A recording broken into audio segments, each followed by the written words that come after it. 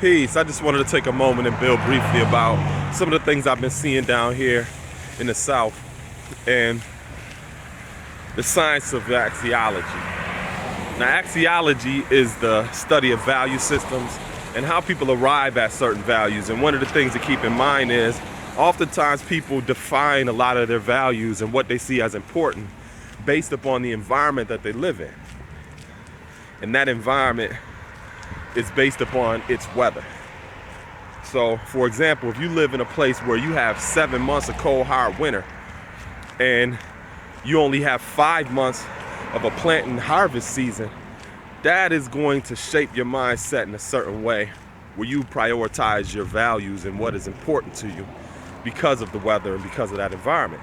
That's going to be much different than a person that lives in a tropical place like this where you got a plant and harvest season year round. You growing mango trees and you growing avocados. What is that? Oh, okay. Yeah. What the heck is that? Yo, I be seeing lizards on the ground and all kind of wildlife. I seen a broad-winged hawk the other day, an osprey. I'm at home. But anyway, a person that lives in an environment that's tropical tends to have a different axiology or way in which they arrive at their values and what they see as important. Now, when I'm in South Beach, one of the things that I saw was a group of pigeons sharing bread. I'm looking at it, I'm like, yo, you don't see nothing like that in New York. Good morning. You don't see nothing like that in no New York.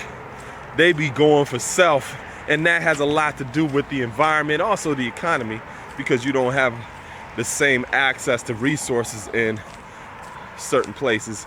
But seeing a group of pigeons share, I'm like, man, that says a lot about also the mentality of the people, because when you are living in a cold environment, or we talk about a New York state of mind, when you living in the cold, you ain't having no lengthy conversations. You're cold.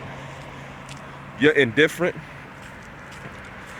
You just getting in and you getting out, and you're not hanging out, you know?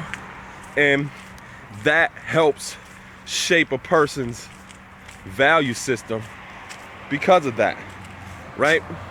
So one of the things that I noticed just being here is